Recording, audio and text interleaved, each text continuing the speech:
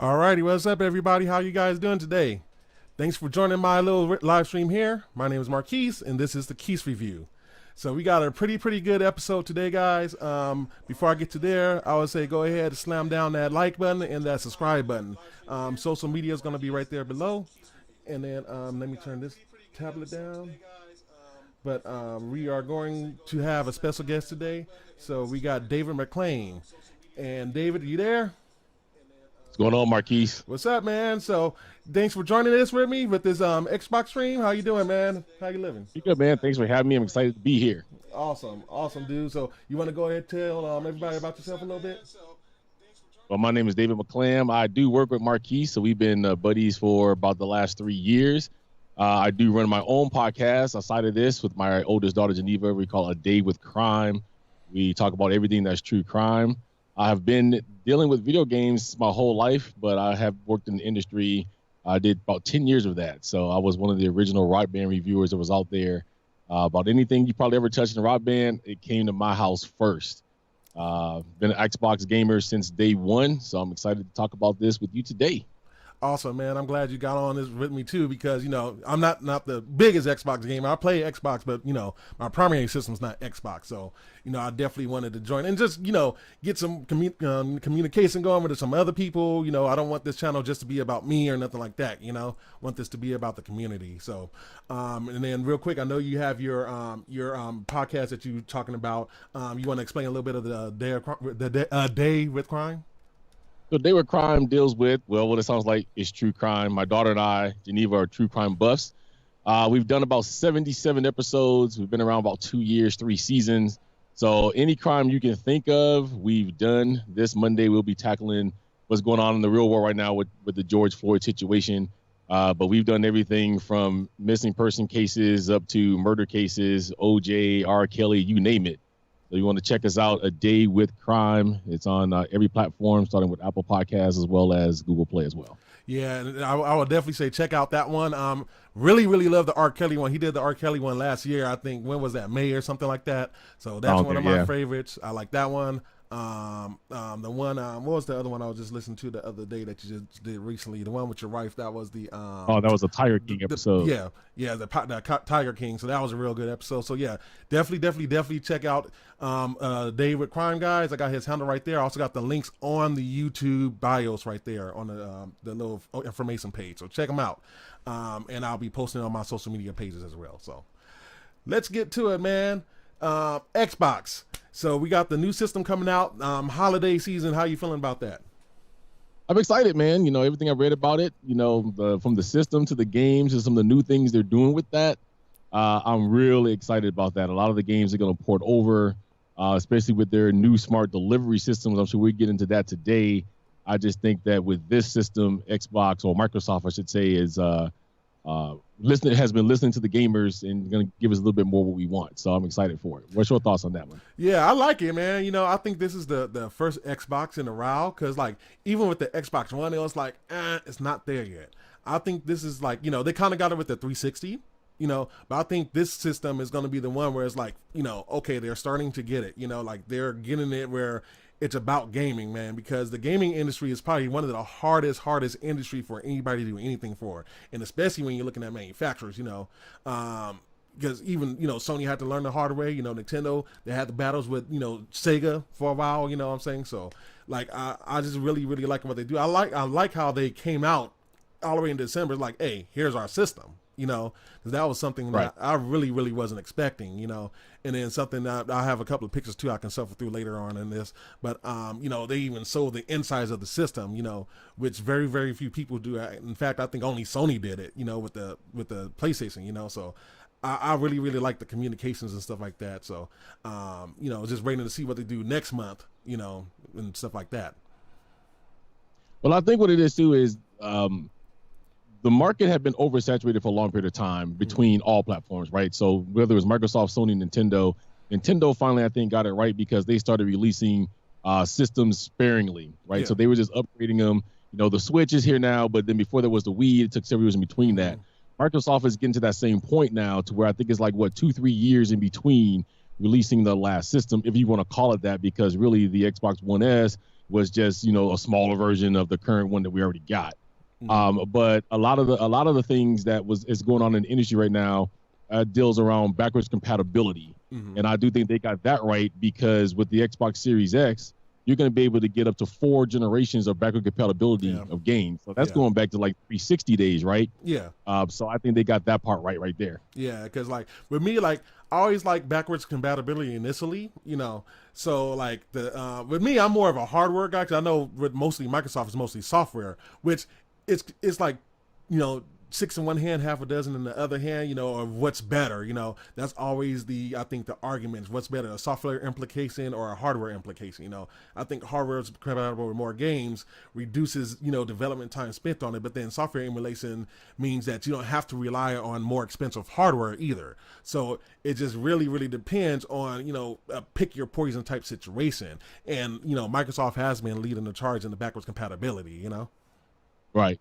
And even though, I'm a gamer that has faith in their systems, when they came out with the way they was going to do the backward compatibility, I was kind of like, not sure if this is going to really work out. But no, it works beautifully, and they were able to do that whether you had the physical copy of the game or the digital copy of the game. It didn't really matter. Yeah. So I thought that was good. As far as the hardware goes, though, I think the hardware on this new system, the Series X, is going to be impressive. They've done some things for the first time ever been done in any console, like the whole split motherboard thing. And if you look at the specs, like I'm sure you have, if you notice, everything was kind of built with heat in mind, dispersing the temperature, making sure it doesn't run over hot. But previous systems, you play that thing with the things they had in there for 2-3 hours, it was overheating. Yeah. So I think with all, split motherboards and, with the new airflow chamber, I just think the hardware on this thing is magnificent. Yeah, and I'm with you on that, because even on the PlayStation side, there's times where that fan is zzz, what I'm saying?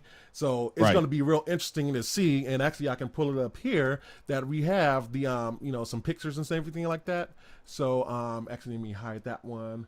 I want to go to this other picture for now, because here's the inside. So when you guys hearing David talk about the split motherboard, you have the split motherboard right there. And actually it's not showing my graphic, is it? Yay, technology. So let me do that. There we go. So we have the split motherboard. So if you guys see, so you have the metal plate right here. So this is the chassis right here. You have a main board right there and a main board right here. So the main board right here is going to store the APU, or the accelerated processing unit, with the memory. You have the storage right there, the SSD, which is another huge deal for this generation of gaming, and then the other side, you got mostly like your IOs and stuff like that. So, me, I'm a tech guy. I love tearing stuff apart. I build all my own computers and stuff like that. Right. I was really interested to see, why even they did this. I think it's for space. Because like if you see the unit, let me see if I can go to the next picture over here. So, or here's a closer shot of it. So that's the split motherboard right there, guys. So that's crazy how they just figured how to do that. That's phenomenal. Yeah, and just dealing with airflow. So if you see this graphic right here, you can kind of see how everything goes from the bottom, gets sucked up, and goes to the top. So, and with all the things that they're packing in here, 12 teraflops of power.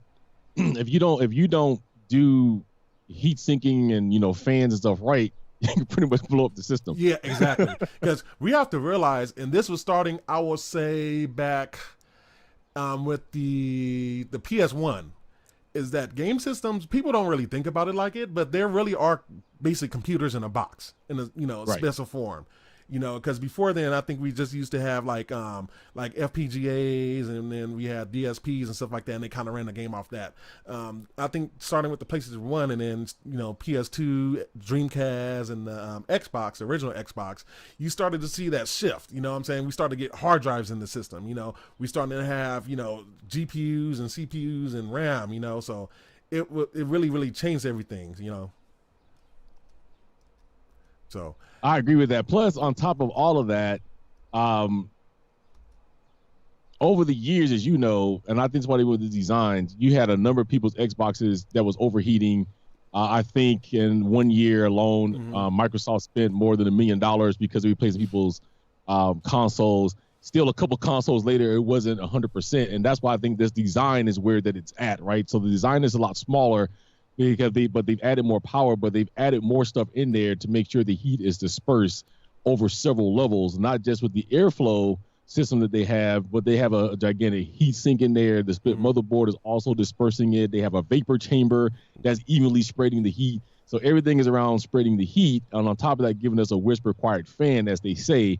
That remains to be seen because no Xbox fan has really been quiet. Yeah. But I'm looking forward to that. Yeah. The next thing I'm looking forward to, I'm sure you are, being that you're a big gamer like me, what do you think about the 1 terabyte storage, but that storage is now a card that plugs into the back of the system, so it's expandable? It's not enough. I'm already on my PS4. I upgraded to a terabyte. I'm almost out of that space. I got a 500 gigabyte drive connected to that. That space is all over half full already. And then we got, I got the The Last of Us 2. They're talking about it's going to be at least 78 gigabytes. So I think space is going to be a premium. I kind of do I love and hate what Microsoft is doing with the storage because you got a terabyte in the box. And actually, should have a picture somewhere on here. Let's go to it. You have a terabyte on the box, and then you're gonna have the external ones where you can just plug in, which is kind of like nostalgic because it's kind of like bringing you back to like the memory card days. You know what I'm saying? So right. it's kind of cool that you can plug in, but then on the other side, which a lot of people are arguing about, is proprietary. So it's going to be interesting to see the difference of what Microsoft's doing versus what Sony's doing. So I think that's going to be a huge difference. But I do like that they already have a solution, because I know Sony don't really have a true solution because of how they design their storage system yet, so we have to see how that pans out later this year. But at least Microsoft's, they went with Seagate, which I'm guessing they went with Seagate for the internal SSD too, which is going to be the SSD this generation is going to be such a big game changer. Anybody that's just focusing, I think, on graphics and processing power is fooling themselves. The SSD is going to be make or break for these systems. Well, and the cool thing too is, I'm sure that the expandable drivers are going to be proprietary, which means that they could cost a lot of money. But the cool thing on that too is you're not locked to that. You still have the USB port that's going to be on the Xbox One X, so you can also, like we've done before. I have a couple 500 gigs hooked to mine too, and that's not enough. So you still have that option as well. But I guess it's for the people that was, people's been crying for years. Well, once you make the storage expandable in these gaming systems, and Microsoft is answering that charge. Yeah, well, you kind of have to because, the games now, games are, I would even say, almost maybe even on the same level as the movie industry now. Would you agree with that? So in some cases it's more lucrative. Yeah, exactly. And to make these games, especially with the textures they're doing, we're going to the 4K era now, where these textures and stuff is going to take up a lot of space, because and it can save a little bit too with these SSDs because now, you have more options with them. You don't have to wait for them to load. A lot of developers are saying that I've been watching this past week is that they have to replicate like say Spider-Man, for instance. You have a mailbox there. They have to replicate that mailbox 4 or 5 times depending on the scene because of how data loads into the system. With the SSDs, it eliminates a lot of that bottleneck now. SSDs can load close to being instant. So it's going to be very, very interesting to see, once we get our hands on it. And it's going to be interesting to see without the load time, and then from what I understand, if you plug in a regular hard drive to it, you can only use it as storage for these systems because they're going to be built for the SSDs, So, and in fact, Epic Games said they redesigned the Unreal Engine for SSDs, So I think that's a huge testament of, what's really going to be important in this generation. Yeah, we're going to get the more beautiful graphics. Yeah, we're going to get the big less lands. We're going to get HDR and stuff like that, 4K. But what's really, really, really going to be important, considering all that stuff, is loading it into RAM, loading it to the APU back and forth and so forth, I think that's going to be a huge advantage. And we're going to pretty much almost see no loading times, I think, And that's interesting to me because there's other consoles. I know Xbox at one time, Microsoft one time claimed, the loading times would be less. And in some games, it was still long. So I'm excited to see if this is true. One of their slogans on their page is more playing, less waiting. Yeah. So if it truly is no wait, this is going to be extraordinary. Yeah, exactly. And then you also got to think about the games like when you start playing like the Call of Duties, for I'm not sure how much it is on the Xbox, but I know it takes up, because I got the full game, it takes up over 130 gigabytes alone. I got Gran Turismo Sport, that's another 115. So, and I'm pretty sure it's the same on the Xbox, because these games, like, these are not like your Sega Genesis no more, your Super NES. These things are taking massive amount of data, and you got to be able to store the data, and data comes at a price, because data really is not cheap no more. Well, let me rephrase that. It's cheaper, but it's because we're going into a different frontier with this stuff, Right. Yeah. So, but yeah, that's good. How do you feel about? Let me go to the picture of it real quick. How do you feel? Because I know this is controversy. Like I've heard about mixed stuff with this situation right here. How do you feel about the looks of the system? Okay, so the looks of the system isn't horrible. I think though, here's the deal. Mm-hmm. Everybody, especially critics, has had problems with every single Xbox that's ever come out with design. Mm-hmm. This one being, standing as tall as it is, it can create some issues if it coming to certain people's entertainment systems. They haven't said yet, or at least I haven't heard, if you're gonna be able to lay that thing down on its side without it causing any problems. But if you have to stand it straight up that way, the only issue I would have is, especially in mine, there's not enough space in my entertainment system where my Xbox is now for it to stand up like that. Mm-hmm. So now you're rearranging things to make sure that fits. Yeah. But knowing Microsoft, they probably did make it to where it can be laid on a side and not have a problem with that. But I don't know. It's not the cutest thing, but it's not really ugly. I guess it would fit in aesthetic wise, as long as it's black. If it's any other color, I don't know about that. Yeah. Because they said, I watched a video where they had brought somebody over to, I forgot his name, but they brought somebody over to the offices, and they said it will be able to lay down. Me personally, I actually like it, because generally I don't like the looks of the Xbox systems, because I always look at them like, yeah, I think they started to get it with the Xbox One, starting with the Xbox One S. Like, I just think that looks really, really nice, and then with this system, probably because I'm a computer guy, and it kind of looks like a computer tower. I really, really like what they did with the top.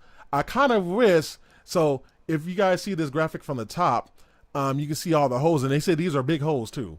You see the little green. I thought that was LEDs, but they said it's not. I was kind of heartbroken about that, because I think LEDs will look, it's not LEDs. It's just the coloring inside the system.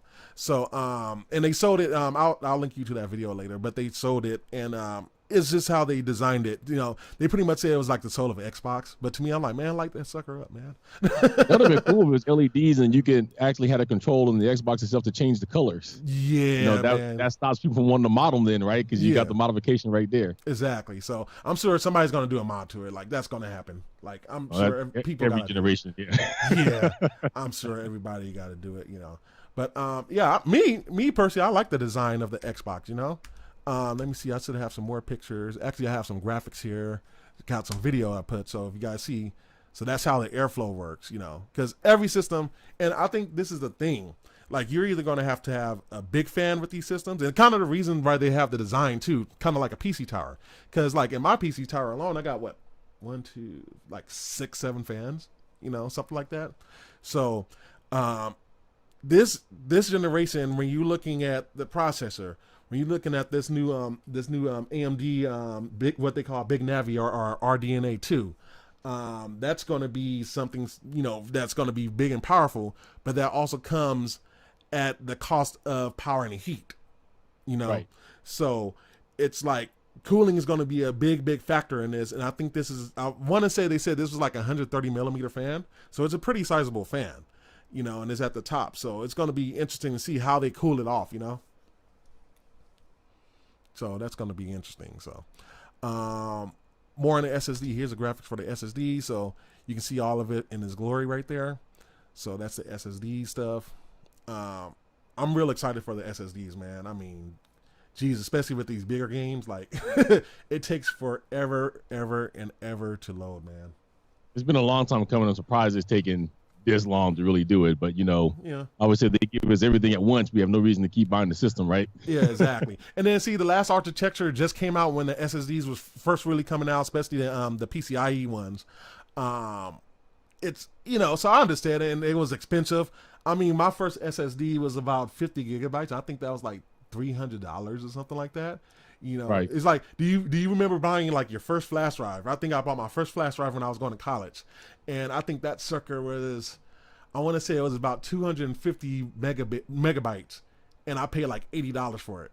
Now you can get a 16 gigabytes for like $5. Right. You know what I'm saying? So it's just crazy how technology changes a lot. You know, like, here's another graphic too of the fan. Anybody want to see that? So actually, let me look at the chat because I'm seeing a lot of activity on the chats and stuff like that. Great job keeping the people informed. Appreciate it. Agreed. Very plain. It's funny looking. Like even on the chats, like people are like, some say it's boring. Some people said the 360 was sexy. What's your favorite design on the Xbox? Like, what's your favorite one, David? I have to say the 360 was probably one of my favorite ones. Mm-hmm. The one with just the most heating problems. Yeah, right. It was sleek and everything was cool. That had to be one of my favorite ones. All the other designs, including what we have now, I could take it or leave it. Yeah. But that had to be. Plus, the 360 back then, that was a system everybody was moderating. So I actually have I still have it to this day, a modded 360 Halo version, to where it lit up green in the whole nine. So nice. It had to be the 360.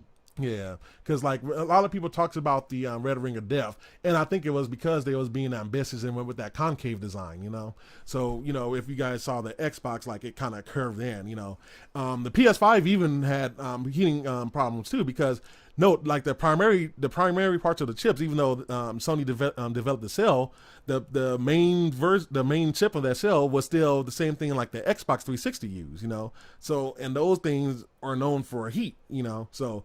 Like even the PlayStation suffered through some of that because I got the yellow, what they call the yellow light of death on the PlayStation, so like no system that generation I think was really, invincible of heating issues, Well, a lot of it was because technology was growing and I think they were staying in the same spot, right? So whether it was Microsoft or Sony, they were putting these more powerful chips in there. They thought they were putting enough heat sinks in there to do the job, but they're not taking in consideration that everybody's house is not going to be able to be perfectly ventilated, right? So depending on where you're putting it at, underneath, and remember at that time too, a lot of the grates or the holes where the heat came out from was on top, and a lot of people had to put them up underneath in the entertainment system. So I think that's why Sony and Microsoft had problems back then because they wasn't putting them on the sides or putting extra stuff in there to make sure the heat wasn't going to get to where it needed, get out of the system instead of staying in. Yeah, exactly. And I think they went for a lot of sexiness in it, and I don't even think it was completely their fault because it wasn't like it started happening early on, Xbox maybe more so than the PlayStation 3, but it's when the developers start understanding how to code for these systems and the architecture of the systems and stuff like that, they start pushing them. And when you start pushing them, then you require more power. More power is going to turn off the heat because nothing is really 100% efficient in the world as far as anything that runs through electricity. There's going to be a TDP on it, thermal displacement. So it's like whenever you increase the power, guess what? It's going to put off more heat, and that heat you got to put somewhere. Right. So if you're not dispersing that heat properly, then it's going to overheat, so, and I think both Microsoft and Sony, is taking a step, we don't know Sony's solution. We only know Microsoft's right now, but I think they're both taking a step to where, they're saying, hey, we got to really, really concentrate on the heat and stuff like that. And, we got to, pay more attention to how we're designing the systems out. That's why I said, like, I know a lot of people are saying, it looks like a brick and stuff like that, but I kind of do like the new design of me personally, I like the design of the new Xbox, Yeah, they could have did something more, different with it. But I always tell people too, Microsoft's more of a software company, Maybe if they had like the creatives from the Surface line, maybe it'll be different. But, it's just really how do you make it cool? I think that's what at the end of the day, how they designed the system is how we're going to keep this system cool. So that's why they created the tower, Right. Yeah. So, moving on, how do you feel about the controller? So I'll pull it up right here. So, the controller mostly looks the same. I know they made a couple of tweaks on it, but it mostly the controller, from what I understand, is the same. The one thing that I do like that Microsoft has done, I don't know if anybody else has really done this before. And if they have, because you're a bigger PS5 or PS gamer than I am, let me know. But they've consistently now since the current Xbox line up brought all of their controllers with it. Mm-hmm. So that means if you went and bought a brand new system, even if you buy the Series X, all the controllers you currently have works with that. Mm-hmm. So this right here, what you're looking at, is actually just the standard Pro. They did change the D-pad a little bit, right? Mm-hmm. So it's more contoured as pulled up versus the old Series Pro where it was straight, looked just like the older ones, except for it was metal. Mm-hmm. So whether it's this new one or all of the older ones you already currently have, they all work and they all come over. That makes me feel good because I have hundreds of dollars worth of controllers that I necessarily don't want to throw away but need to use. So I think that they did do that right. This one, like I said, it looks the same. There's a couple extra buttons on there that you said it's going to do a couple extra things that's specifically for the X. They did change the back of the buttons to where they have a little bit more texture to them. But otherwise, that's the only thing that I saw that was different. Yeah, because we're looking if you see this graphic right here, we have the back buttons, and you can see how it's like textured and stuff like that. Because a lot of people, I don't have this problem, but a lot of people is like shredding, like shredding profusely, and they complain about the controllers being slippery. So I think that's going to be another thing, that we have to consider. I also like the fact that they added the share button. Like me when I'm playing on the game, especially now I'm playing like a lot of Call of Duty.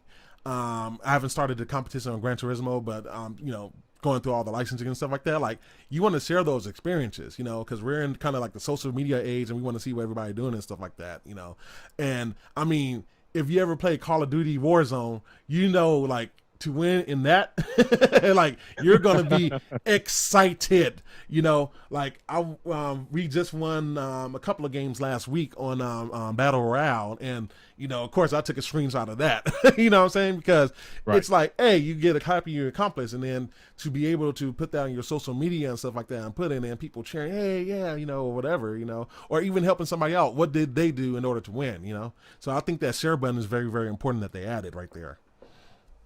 Oh yeah, it's definitely. It's going to take a lot. It's going to save you a lot of time of doing that manually, which is what we got to do now. Yeah. And I think they're trying to cut a lot down too with social gaming influencers who has to go through 2 or 3 different devices, shoot through a computer and upload it.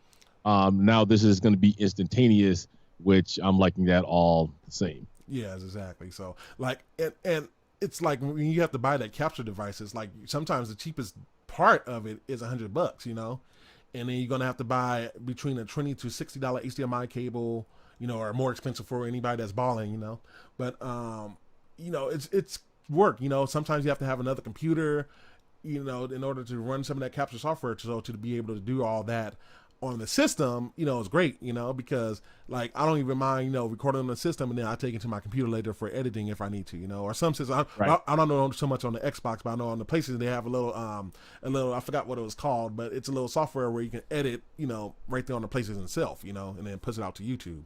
So it's like, I think we're at the time where, we're doing a lot of streaming, especially now with the COVID stuff. A lot of videos going out right now, so it's very, very important to get that streaming and stuff going and get those live videos and stuff like that going, because that's all we have right now, for most of us, and then for people that are going out a lot, they still want to be in home, as much as possible with all the current events going on. So streaming, right, is big. And Xbox did start doing that too, but again, I don't know how extensive it was on the PS4. But it was very minimal, right? So it's like making a couple splices here or there. If you're really serious and you do run a serious channel, you're still going to do some extensive editing anyways. Yeah. You want to add your own to it. But it did help a little bit. Like you just want to do a quick clip. You was able to do that right there on the system. Yeah, exactly. Like I found out this week about all the editing. And I'm not sure if my screen is showing up right, but I know I had a chat window below here, guys. So I apologize if it looks like it's distorted. I can't really tell because I'm not like looking at the stream. So, yeah, it looks distorted. Yeah. So I got to check that out on the video after we get done here. But yeah, we're fixing things, because like I said, like with that stuff, I can't even know until I start the stream, So like, editing is not easy, and trying to find stuff and working with software and multiple pieces of software, it does, it's a lot of work, so like adding these, tools on these game systems now, gaming is probably becoming a bigger platform now than even movies is concerned. Right. I mean, it's going to be important, it's going to be very, very important here going forward. So the one thing that I was curious to know how you feel, being that you are the huge PS5 gamer that you are, there's a couple of things that, as of now, because E3 is yet to happen. We know it's virtual this year, and I know that Xbox has revealed the Series X, but they haven't talked about everything in it. And same with Sony and PS5.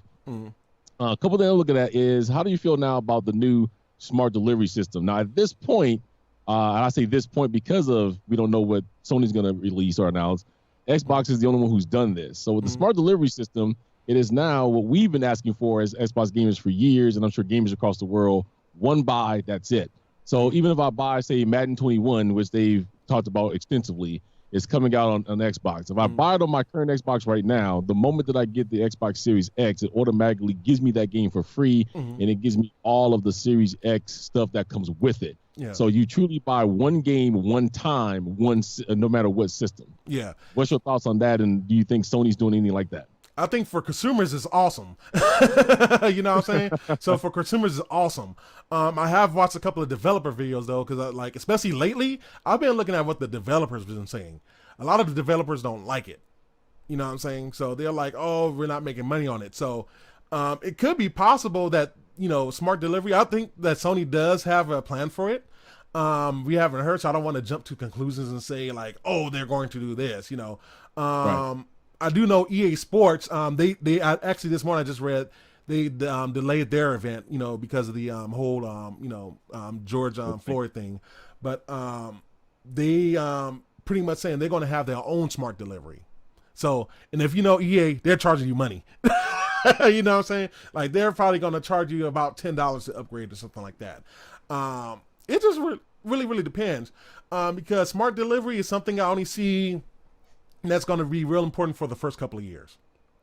Well, the thing is kind of in my opinion, this is where all video game systems need to look at. Now, I say that because Apple's already broke the mold with that. And even though it's mobile gaming, but when Apple released Apple Arcade, where there is no ads, there's no microtransactions, anything, developers across the board start looking and say, hey, we can do this model and we can make money at the same time, and everybody's just happy. Yeah. So I think when it comes to the bigger distributors like a Microsoft or a Sony, they have to start considering that, because a lot of people is kind of upset. If I pay $60 for this system, why should I be penalized to pay another $60 because I'm upgrading to your better system? True. So right, I'm spending all this money for the exact same game. Okay, so sure, it's gonna look crisper and sharper and faster and all of that. Yeah. But is that really worth me paying you another $60 for the same title? Yeah, exactly. I agree with that. But it's like it's like if you're rating on a new next gen system, that's you kind of know that, in a sense, because they're going to release that game. But like you said, it's something to definitely look into, and it's going to be very, very interesting to see, especially since Microsoft already got I'm sure Sony got the plan. We just don't know it yet, because they delayed their event. It was supposed to be last week, but of course, again, delayed it because of George Floyd incident. It's going to be very, very interesting to see how the system manufacturers take it, and then how the publishers take it. You know what I'm saying? So I think that's going to be a battle that we're not going to really see, because for us, of course, we're going to say, hey, shoot, smart delivery all the way, but it depends on how much development time and stuff like that they have to spend. And are there going to be issues where, I try to go over and all of a sudden my license is locked up and I can't play it on either system, So to combat that, Microsoft has announced that, yes, they've given the right to every developer to use smart delivery or not. Yeah. About 7 of the games that I saw, at least when I was watching the game reveals, they all have smart delivery. But Microsoft has said, even if the developer does not use smart delivery, that's fine, because the Series X is backward compatible. Yeah. So now you might not get all of the crispness of the Xbox Series X as you do backward compatibility, but you will still be able to play that game without rebuying it if you wish to do that. Exactly, because to me, I'm all for it, personally. But it's like, people like EA, EA is like to monopolize that stuff. And, hey, they're a publisher, they're big time, so they can do that, So it's going to be very, very interesting, to see what they do with that, Leading to that, how do you feel about them saying that, hey, if you make a game for the Xbox Series X, you have to make it for the Xbox One and PC? How do you feel about that? I don't know. I necessarily agree. I think that takes away from exclusivity anymore. But I understand they come from Microsoft because of what their message has been over the last 5 years, which is they wanted everybody included. They wanted every system to be. So, right, they still have 360s in play. So they want everything from the 360 currently up, or at least the current Microsoft Xbox to work. I don't necessarily agree with that because I think as a gamer, you understand that at some point in time, you got to get off of the old system onto the new. Yes. We're not doing any better for the economy, at least, or for gamers as a whole, by keeping the old system. Yeah. If the old one's going to work exactly the same or close to it, why are we going to add, why buy a new one? Yeah. So I think it hurts the economy. I don't think it's right. I think people needs to upgrade at some point because just overall technology gets old and it doesn't work the same. Yeah. So I don't think that they should be forcing people that if it works for the X, it should work for, the Xbox One. That's not fair. It just, exclusivity is gone at that point. Yeah. And I think that if they do keep this vision, eventually they will get overtaken by the competitor. If the competitor is going to keep releasing just new stuff just for their current console. Yeah, I'm 100% with you on that one because, and this is why I think I always kind of lean towards Sony more, for gaming and stuff like that because, and especially more than ever with the PS4 and the PS5, they're like, hey, we're moving forward, because especially when you're looking at these new systems, the PS5 and the Xbox Series X, and I think there's a new Xbox that's going to be unveiled. We'll talk about that in a minute, but I think this is the first time where we actually see consoles that's going to be more powerful than the majority of the computers out there. You know what I'm saying? Right. So you're looking at the PC and everybody's like, oh, we got these PCs, these powerful PCs, but you got to understand everybody that owns a gaming PC might not have that $3,000 gaming PC. They might have the $500 gaming PC, which means that in theory, now you got a code and stuff for the lowest common denominator.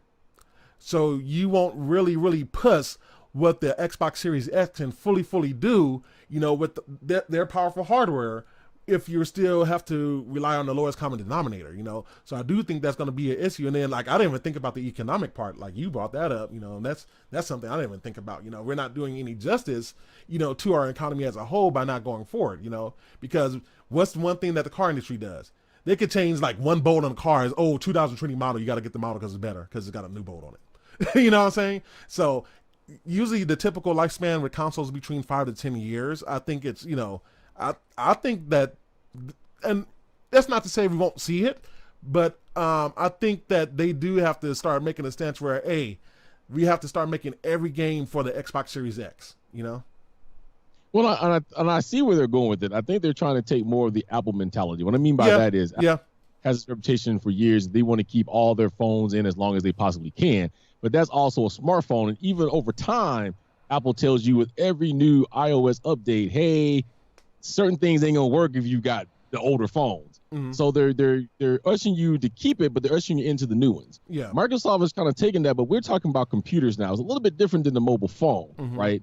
And even though they've integrated everything, which I think they've done well, their whole system is playable now. So whether you're on a Microsoft PC, whether you're on an Xbox, or if they still exist out there somewhere, a Microsoft phone, you can play this against all platforms. Yeah. Exactly. But at some point, if you're going to release just a console, you have to have things that are specific to that console, because if you're going to make every game for every console, why do I need to upgrade? Yeah. Why am I going to give you extra $500 if that's what it's going to cost to get this new upgrade if I can play the same system? Is it going to really matter to me for that money to go get 4K or 8K at this point, or just keep what I got? Exactly, yeah. And I've been talking to a lot of Xbox gamers about that, and they kind of feel the way you do, like, hey, why should I move on to the new systems, pay, most likely it's going to be $500, I'm guessing, they're probably going to wait until a month before release or whatever to announce the price, or 2 months maybe. But, why should I get the new system, especially when I got smart delivery, or game delivery, and then we got the games that's still coming out on the Xbox One anyway, Right. So that's going to be interesting how they balance that, but it's going to be definitely a new experience with this, because I don't think we really have experienced nothing like what they're doing in the gaming industry before. Maybe with the Dreamcast, and a lot of people say that the Xbox is kind of like the spiritual successor of the Dreamcast. So they try to do it with the Sega Genesis and the Sega Saturn, I believe it was. Yeah, Sega Saturn, and it didn't really pan out, and then you have the whole 32X fiasco and all that good stuff, So it's going to be interesting to see how Microsoft balance all that stuff. Well, I'm thinking that the smart deliveries actually piggyback off of what they were going to do, 2-3 years ago, when, if you remember that, they were going to have it to where you bought the game, but it would be no more physical games. It would be digital only, and then they was going to work something out with GameStop where you can trade these in, and then the whole war went between them and Sony, and they scrapped that. I think that this is kind of the second iteration of that, just done a little bit differently and more appealing. That's what I think that is. Yeah, and I'm with you because honestly, I'm gonna be realistic with you, man. Like a lot of the games now, I'm not even going buying the physical copies anymore. I'm just downloading the most of them. It has to be a game that I really, really like for me to even buy the physical one. Pretty much all my sports games, I'm just downloading all my sports games because, like, if you're gonna buy new sports games next year, why am I keep on buying the physical copy? I'm just putting space that I don't have, and buying these discs. I'm gonna have to try to get rid of them. But if you play a sports game for a full year, good luck getting any, more than $10 on it. So well. The thing that made me switch too was this. Now I'm a gaming purist. If you know anything about gaming purists, we love to get physical copy of games. Yeah. But I'm one of those gaming purists when the money makes sense. So here's when I started buying, especially sports games digitally. I found out one day because I always pre-order Madden, right? Because you got all of the extra stuff for Madden Ultimate Team, you got all this extra free cards and stuff like that. But one day I didn't get Madden when I was supposed to, and all the stores have sold out of the the special editions. Then I found out 6 months later, I could go on to the Xbox store, buy the same game, and get the same perks. I can still get the special edition, and in most cases, it was cheaper than what I would have paid if I would have pre-ordered it and got it. Yep. And after that, I was sold on just buying digital games at that point. Oh, yeah. Same thing with 2K Sports, with NBA 2K and stuff like that. Same thing with, who else doing it? EA with, with UFC. Same thing with that, because I think I got both of those and I got the special edition of those. I paid like $30, So the only thing I'm missing really is the disc, But like I'm kind of like you, more of a purist because I do have stuff like when Destiny came out, I got the package, the big package with the ghost inside of it that flashes and lights up and everything like that. And the Uncharted is one of my favorite games. Of course, I got the special edition of that. Gran Turismo got a special edition of that one.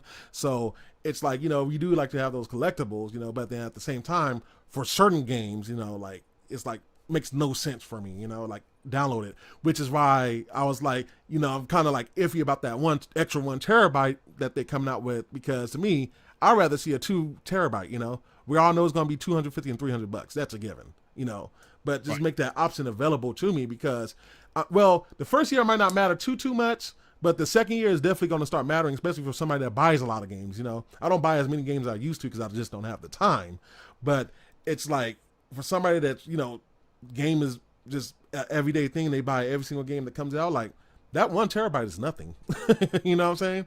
Like I'm actually concerned. They gotta make that money though. So, and this is where Sony can't take a leg up. I give it to them. If they come up with a system that has 2 terabytes off the bat, that's a leg up, right? I'm hoping for that.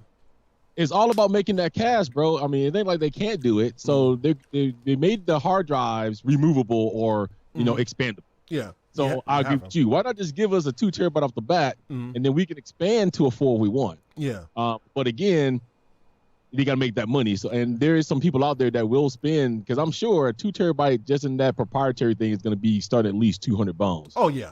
Go out and buy. When we have these hard drive sales, we can go buy one off the rack at Best Buy, for $70. And so you have those people that's so loyal that they know they're going to get that money. That's why they don't do it. Yeah. I mean, I bought the PS3. We all know the PS3 cost $600. Like, you know what I'm saying?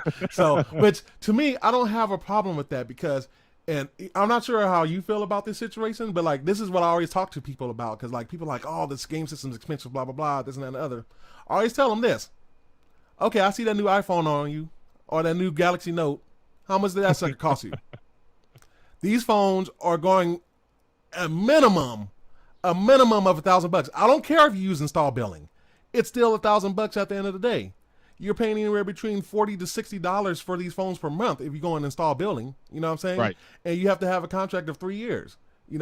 So you got these phones that you're gonna spend for. You're gonna have them for a year or two. You're gonna go and get another $1,000 phone after that. You know what I'm saying? So what is it to have a $500 or $600 gaming console? That's something I'm gonna keep for 10 years. Well, that's why I was always, when people's like, oh my God, the Xbox One and the Xbox One X is going to be $500. Okay, I was like, why are you complaining? We're getting more technology in the Xbox One X than we had in the Xbox One. They kept it the exact same price. Yeah. Which in my estimation, Microsoft took a hit on that because they're giving you the same technology are they giving you more technology for the same price? Even if this one came out at $500 with the stuff that's in it, because that's what the speculation is right now, that it costs about $500.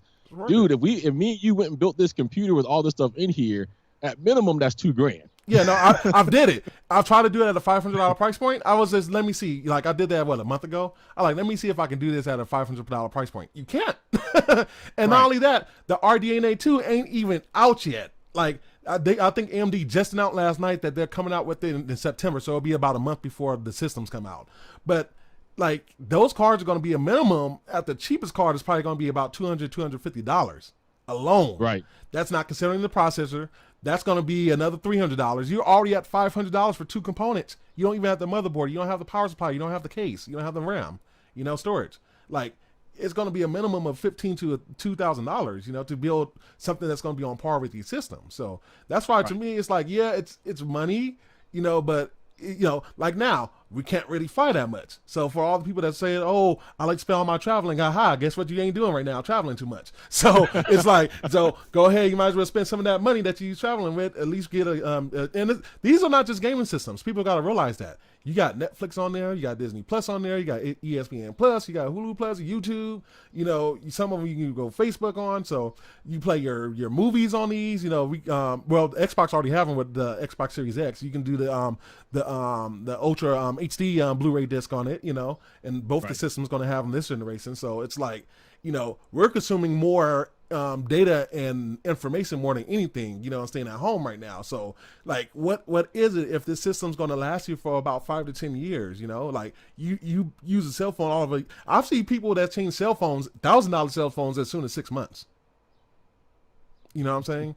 So it's like, I can't have that argument and be like, oh, the game system's expensive when they have 10 times the processing power. It's going to last me a lot longer, and I don't have to worry about paying a monthly access bill to access something, Well, you got the internet bill, but that's, whatever.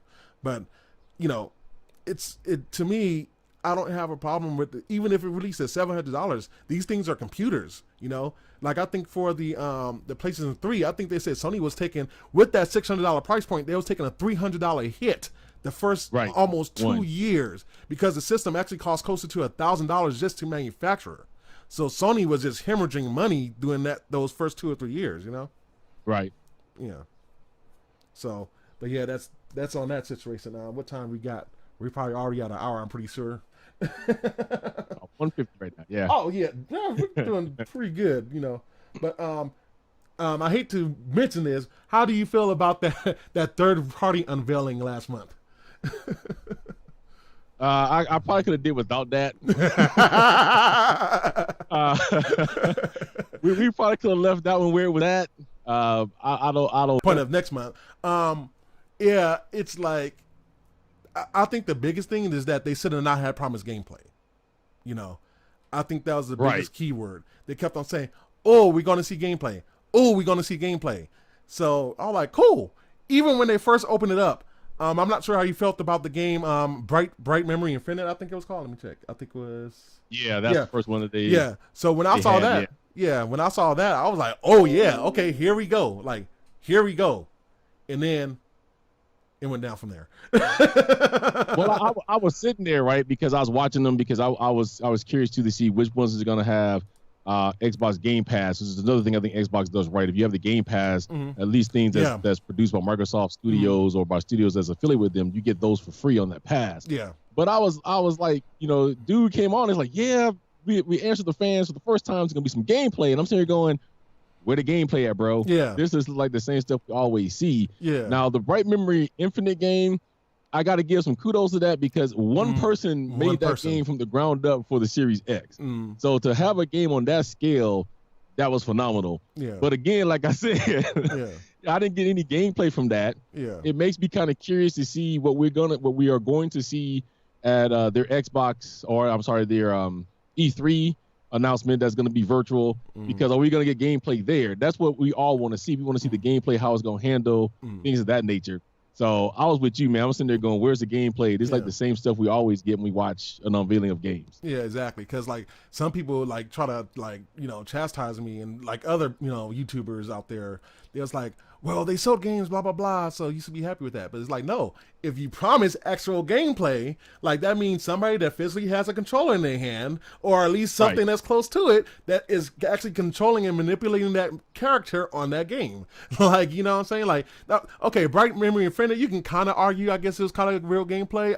I still don't know if it's 100%, but if anything, if anything in that whole event, that was probably the closest to any gameplay that we got, which to me, that was the most impressive trailer out of everything, because they were supposed to show Assassin's Creed. They saw like all of a minute of whatever the hell that was, which was a huge game. And it's like, they didn't really showcase like a lot of like bigger games too. Like, I'm not saying indie, because I like to play indie games too, but like, I just felt like they shouldn't even shown that, that should have just been a part of another event, you know what I'm saying? Or even just do a regular YouTube video. Hey, here's a curated list of games that we can show right now. Like, I wouldn't even have been mad at that, but I think a lot of gamers as a whole, not just Xbox gamers, like all the gamers as a whole, was like, well, what was that, So especially when you promise gameplay, and then they went back to start talking to the developer like at the end, but then their game was shown like an hour beforehand just about, so it didn't make sense either, so I understand like it's harder to do stuff with the COVID stuff, but like to me, and this is where I agree with Sony methods, just stay quiet. You know what I'm saying? Just wait till you're ready, because Sony, they said that developers were ready to show some of these games like a couple of months ago, and Sony's like, no, we're not doing it that way, like we owe it to our consumers, our gamers, much better, and I can totally respect that, so it's going to be interesting now moving on to next month. What are you expecting to see next month for the July event? I'm expecting to see some actual gameplay. I will say, when they get on the big stage, Sony and Microsoft usually does deliver that. I'll give that to both of them. Yeah. I am looking for some gameplay. I am actually looking to really see. I want somebody to have a counter on the screen, because, as you know, the Xbox X is saying it's going to have 120 frames per second. However, the only game that's come out and said that they're going to even come close to that was Gears 5. Yeah. Gears 5 said they're going to have cutscenes in 60 frames per second, and then the gameplay is going to be 100. I want to see all of that. Yeah. I do want to see more exclusive titles. Some of these titles that they did announce was some exclusives, but some of them also are not. Like Dirt 5, we know is not an exclusive title. No. Madden 21 is not an exclusive title. Right? I want to see what I'm going to get exclusively for my money. That's just Series X. Again, if you stab yourself in the foot and you're going to tell me all of these games is going to be made for Series X and 360 and Xbox One, it takes away a little bit of that luster for me and wanting to open my wallet, because I'm not getting something that's exclusive just for me purchasing the Series X. That's taking advantage of everything that's on there. Because at being hardware techs and spec techs that we are, that it's a port, right? So somebody is going to suffer somewhere, because I don't think a developer is going to say, we're going to make a separate game for the Xbox One, a separate game for the X. Somebody's getting the port, which is going to limit what it can do. Yeah, exactly. So, and I'm expecting Microsoft to do what they always do every year, blow my socks off. They always have something up the sleeve that we don't know about that they come up with. So I'm expecting a couple more big surprises than what we've gotten now. Yeah. What you looking for on that? Yeah, so just real quick, I just want to shout out to our users. We're getting real active on the chat, so I wanted to say thank you. I know it's hard for me to pay attention. I'm paying attention to like 3 screens right now, but thank you everybody for joining. But yeah, I'm with you, because I think that's the biggest reason why I didn't fully dive, because I'm a huge Microsoft fan, actually, like huge Microsoft. Like the computer I have right here is my Surface, where I'm reading like the chats and stuff and got my notes on, so I got that right there. My computer's obviously Windows, so I'm big, huge Windows, and especially coming from the recording industry, like people like, oh, get Apple. I'm like, no, no. But I'm completely with you, especially with those exclusives, because, and this is where I think Sony did this from the beginning. And when you start looking back on what they did with the PS1 and the PS2, as far as buying, not just becoming a second party, but, buying these studios to become first parties, was huge. Look at Naughty Dog, you know what I'm saying? Look at Santa Monica Studios, for racers, look at Polyphony Digital, like these games are one of the reasons why the PlayStation is like one of the top market. So it's going to be very interesting to see what Microsoft does, because me personally, like, yeah, I love to play like games that have sequels and stuff like that. But eventually, you got to start coming with the horizon. You know, like you got to come with that type of game. Microsoft has been buying a lot of studios. Some of those studios, I think they said we don't even know. So it's going to be interesting because to me, honestly, it's like I understand like Halo is like basically Microsoft's Mario, but I want a different experience from that too. You know, because even like to me, some of the lessons get lost when you don't even have the original developer making it anymore. You know, Right. because it becomes a different game sometimes. So it's like for me, I don't want to see another Halo game right now. Like, I'm not to say never come out with another one, but right now I don't want to see another Halo game or a Gears of War game. Like, I want to see something completely different that we wasn't expecting that just flips the scripts on everything, you know? Like, give me something where it's like going back to Horizon. Like, we wasn't expecting that at all, you know? That game was, I mean, if anybody didn't give that a 10 to 10, they're stupid. Like, honestly, I don't care. But, like, you have to get to a point where you're buying studios because, like, apparently Bungie was a first party, but then you let them go, you know, because to me, it seemed like Bungie was more of a second party where Microsoft owned the rights to Halo, but Bungie was making, you know, was the developer developing it and they didn't own it. I don't know. That's still always a tricky situation with me because, you know, some people out here say, oh yeah, they bought them first party. Some people, nah, they wasn't really a first party. So it's always like, you know, whatever for that situation. Because I know I used to play Bungie games before then. There was a game a lot of people didn't like, but I kind of liked it. It was called Oni, and I played that on the PS3. And I actually liked that game a lot. And Bungie made that game, you know. So it's going to be interesting to see what game developers they got and what this July event's going to hold, you know, for Xbox. Well, give up on not seeing another Halo. The flagship game for the X is Halo Infinite. Yeah, exactly. We know that for a fact. You know, I was just speaking on it. But. That's like asking Nintendo to come with something without Mario in it. I know. I'm sick of seeing Mario. Jesus. Can we take at least a 3-year break from Mario? Just give me that. Just give me a 3 years away from Mario, create something, or Zelda, Mario and Zelda. Like, I understand it, like that's your biggest sellers, but then I want to see something that completely changed the game too. You know. I just want to see. And not as a Microsoft, as an Xbox gamer, we thought we were done with Halo, right? Because the last one, Master Chief, supposedly died. Yeah. And now all of a sudden he comes back in Infinite. Yeah, it's like he's floating in the air and they catch him, and it's like, okay, I thought he was supposed to die. Like even if you did like a spinoff, I'll be happy with that. Do like a little spinoff, like his son taking over or something like that, you know? So right, you know, something, you know. Like, I understand it too, you know, bestseller, but to me, get a little bit uncomfortable. You know what I'm saying? Get a little bit uncomfortable and just try something. If it sucks, it sucks, you know? Because, like, I know a lot of people's like, you know, they played Death Stranding, and they didn't really say Death Stranding sucked. They just said it was, like, complicated and hard. They didn't really understand it. I love Death Stranding, you know? Like, I love how they made it to where you're not really killing everything. You know, you got to go make deliveries and stuff like that. It's like, it's not a normal person game. You know what I'm saying? Right. So it's like, you know, like even if it don't sell them, but just take a risk once, you know? So that's all I'm coming from, you know? So like, I don't know what do you think they're going to sell? I'm guessing they're going to sell Halo next month, right? We're going to definitely see Halo. I think we're going to get a little bit more gameplay of Bright Memory Infinite. There's a new Vampire one, Vampire the Masquerade Bloodlines 2. I think you're going to see a little bit more of that than what we've seen. Yeah.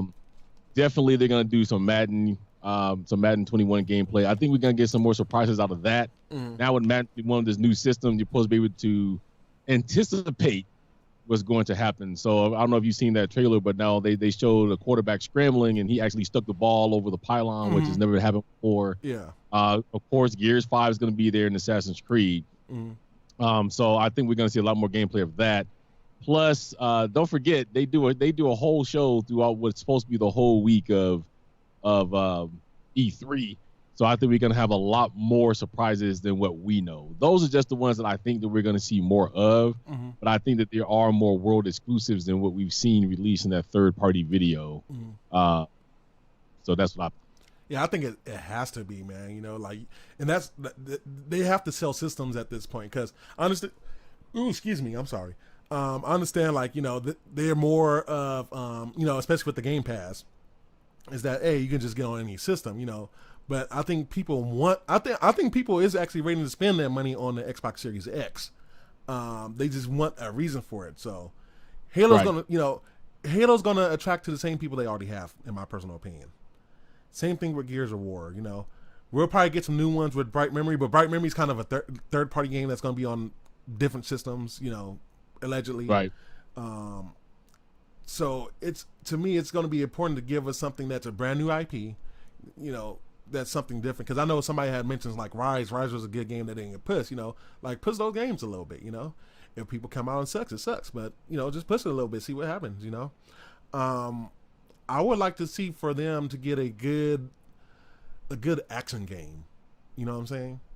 Like a really, really good action game, like something like a maybe more adventure, like kind of like a Uncharted of some sorts. Right. Something cinematic. I think that's where they should. You don't need a lot. Just get that one game. Outside of that, I don't know what else. The only other thing I'm thinking about is that they're going to show the Series S. I think next month too. What do you feel about that? The Series S. I don't know what I really feel about that. That's come up a lot. I don't know. I think that'd be a little bit too much. Now, if they're going to sell that at a lower price point, then I can see that with some of the lower bells and whistles. To me, that would mean they'd have to be getting rid of something completely, which means that the Xbox One and the Xbox One S would have to go away just to make that economical for economical reasons, right? Yeah. If they're going to replace one of those, I can see that at that lower price point. But at this point with consoles, especially with the gaming base that both companies have, I was just like, why don't just release one system and go from there? Yeah. Again, it's not like phones where you got 5 people that want 5 different things. Yeah. Usually gamers want the exact same thing. So I don't know if it's a money grab or what the case is, but my thought is just release the one system and be done. Yeah. I'm actually for if they do the S, honestly, because especially at a $500 price point, I really don't know what it is with people not wanting to spend the $500. I mean, I understand stuff is tight. I understand. But if they release a system at a $300 price point, that would make it more affordable. You probably have to do it all digital. Because honestly, I think from what I'm hearing from both companies is that all the games are going to just, as soon as you put the disc in, just going to download to the SSD anyway. Well, it's been doing that now with this current system. Yeah, because I've even noticed with a lot of places and stuff, like the games you put on and they're 60 gigabytes. Like, that's the whole Blu-ray disc. So it's like I would be for it because especially with the cell phones now, you have Jesus Christ, how many freaking galaxies we have just in one generation. You know what I'm saying? So I can see them possibly doing a Xbox Series S. What will they take out is going to be the big question, So that's going to be kind of hard because look at the system. It's like, would you cut it to 500 gigabytes for the SSD? But then that's kind of like honestly, we need to start off at a terabyte. Because the same thing with the PlayStation, though the PlayStation would be different. I think it will just, if my wish for the PlayStation 5 was, okay, we have the base system, which is 1 terabyte or 825 usable space. And then you have a 2 terabyte version. So I would like to see something like that. It's interesting because I've heard a lot of rumors so far about the Xbox Series S, which they codename Lockhart. But then I've also been hearing like they might reduce the processing power a little bit too on it. So it's like, how would that work? I guess in a sense it'll be just like a cheaper PC, I guess. Pretty much, yeah. I mean, but then it goes back to the argument like you was talking about with the frames and stuff like that too. With some games not wanting 100. And to me, honestly, with the frame argument, I think at least in this initial release for both of the systems, like they're just gonna be having 30 to 60 frames. I don't think we're gonna see many 120 games frames, yet. And especially we don't have the TVs yet for that. We have a couple of TVs, and that's going to be something else I'm going to do later on in the week is with the HDMI 2.1. We don't really have the TVs out that can do that, because we have to think about that too. You have the systems and push them out, but so far all the companies, even Sony themselves has been kind of lackadaisical with releasing TVs that got the HDMI 2.1 spec. LG just came out last month and he was saying most of the TVs are not going to run a full HDMI 2.1 spec. It's actually going to run between 20 to 40 gigabytes per second, which is kind of a letdown because you already got people buying these TVs expecting that, So, right. And with a lot of technology with it, like, in order for us to take advantage of these new systems, we also need the televisions, we need the monitors, So the first year is going to be interesting, to say the least, with all that stuff. Yeah, I'm looking forward to it, man. I think it's going to be interesting on both ends. no matter what side of the gaming platform you fall on, I think it's going to be interesting. I think both companies is probably going to come up with some good exclusives. They're going to have to push all of this. A lot of the stuff in the Xbox Series X is revolutionary and it is new. So we know what happens with new stuff if it's not done right. Yeah, exactly. It's going to take some time because I think they said the Unreal Engine is not even going to come out till next year anyway. So, that's going to be 2 years before somebody can take full advantage of that, Right. So, yeah, I wanted to show this real quick. I almost forgot. I added this slide like last minute. This is supposed to be the newer interface for the Xbox. This just came out this morning of the Xbox Store, from what I understand it. So they saying these are like photos of it. So I kind of like it clean, It's cleaner. It's more simplistic. Right now, you have to go through a lot of hoops in the current interface to get to some of this stuff. It looks like they're taking their ideas from actually cell phones, right? You have the panel on the left that has all the stuff you just click on and things show up in these 5 or 6 main panels. So I like it. And it seems like it'd be a quicker interface to deal with. One button at the bottom to click for Game Pass. I'll have to go search through a whole store because right now, if you guys don't have Xbox, I have to go through the store and then from the store go to Xbox Game Pass and from there go to another frame. So I think this looks a lot cleaner and easier. Yeah, I'm with you on that one because same thing with the PlayStation, man. Like honestly, it's a love-hate relationship with the user interface on the PlayStation. It's like I kind of like what they do, but I hate that they didn't really expand it. They added the folders down. It kind of makes it a little bit easier for some games, but let me organize the games more of how I want, like right. And in the store, like you can't use a keyboard type because I do have a little portable like chat keyboard I can attach to the bottom of my controller. And when you're searching for something in the store, you can't even use that, and it's like, why? You know what I'm saying? Like, why did you guys make this like this? Like, to me, that's horrible, So, and it's going to be interesting to see too because that Sony actually signed up with Microsoft to start using their Azure servers, which it seems like a lot of more people doing, like even in pro audio industry. Avid made a deal with Microsoft now to use their Azure servers. So the Azure servers is going to be something big. So we'll see how that affects how everybody use everything else as far as user interface and logging onto the stores and stuff like that, because it's got to be better than this generation. That's one thing I do have to complain about for all systems. Like the user interface left a lot to be desired. Like I understand, they try to make it for a cheaper price. Release the thing. Well, I can at least speak for the PlayStation. It's going to be $500 minimum. Like it's all the technology we have, and I feel like the Xbox is going to be the same. Like just give me a better user interface. I don't mind spending the money. Just give me that better interface, Well, if you look at it too, they have to make the interface simpler because Microsoft has had this dream for the last couple of years, and they've actually been making it work, is that they want to be able to have you player get hold of your Xbox information no matter what platform you're on. So if you notice, there's an Xbox app for iPhone, there's an Xbox app for Android, and they're trying to get all this. Well, to do that, you've got to make the interface simplistic enough for a cell phone to be able to navigate that. Yeah. Right now, I'll be the first one to admit, I think that the Xbox app for my iPhone is a little bit cluttered. Yeah. Right? It's not a simple phone-based situation. Yeah. So I think with this new interface that they're coming out with the X, if they carry that over to their smartphone apps, I think it's going to work a lot better. Exactly, because especially with the Xbox is one of the top 2. You know what I'm saying? So the gaming industry as a whole ain't going to move until them and Sony start moving. You know what I'm saying? I don't care.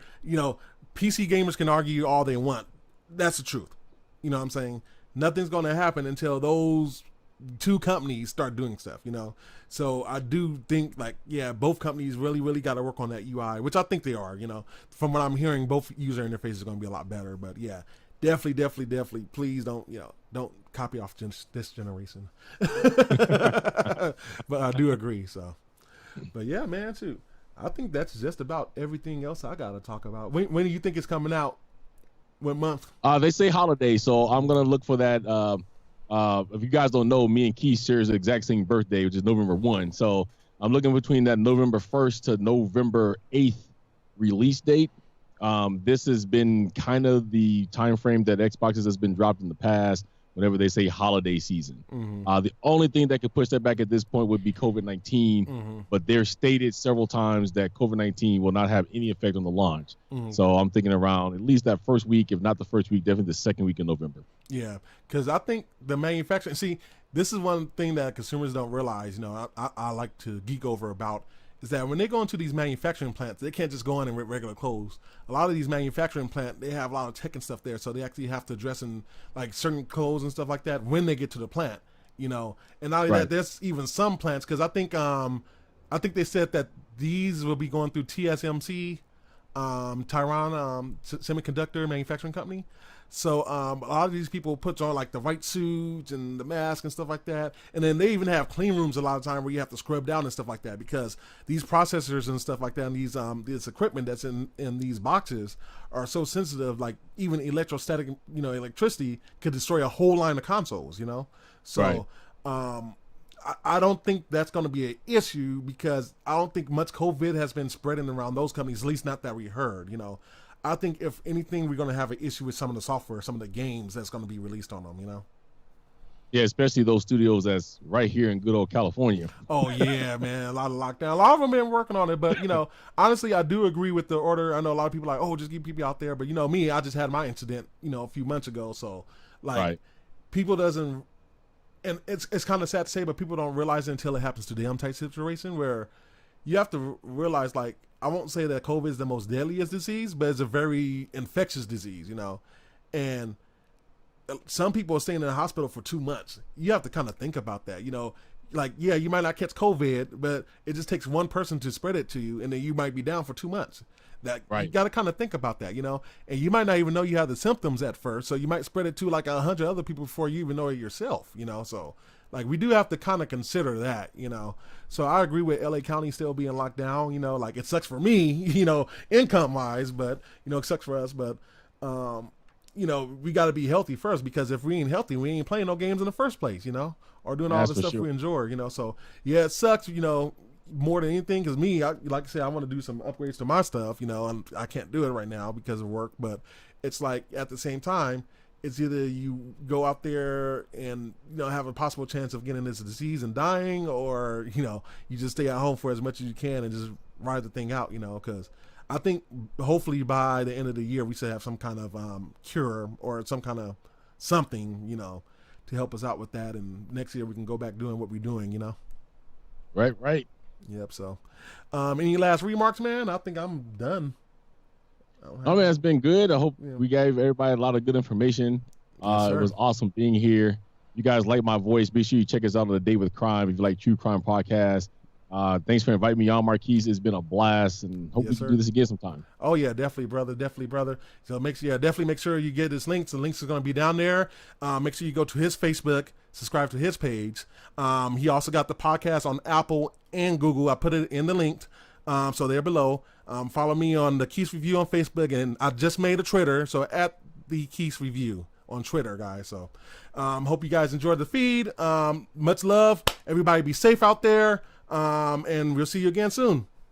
Take it easy, guys. Peace.